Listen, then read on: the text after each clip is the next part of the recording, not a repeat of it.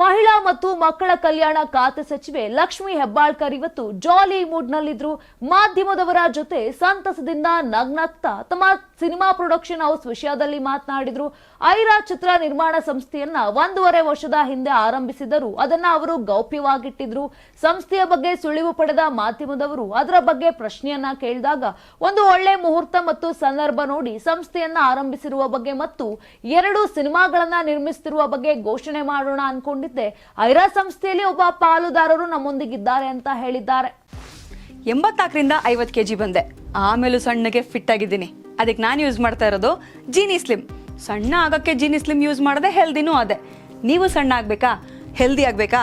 ಹಾಗಿದ್ರೆ Jeeni slim use ಮಾಡಿ. ಸಣ್ಣ ಆಗೋದಕ್ಕೆ ಯಾವುದೋ ಪ್ರಾಡಕ್ಟ್ ಹೇಳ್ತಾ ಇದ್ದಾಳೆ, ಏನಾದರೂ ಸೈಡ್ ಎಫೆಕ್ಟ್ಸ್ ಇದೆ ಅಂತ ಯೋಚನೆ ಮಾಡ್ತಾ ಇದ್ದೀರಾ? ಖಂಡಿತ ಇಲ್ಲ.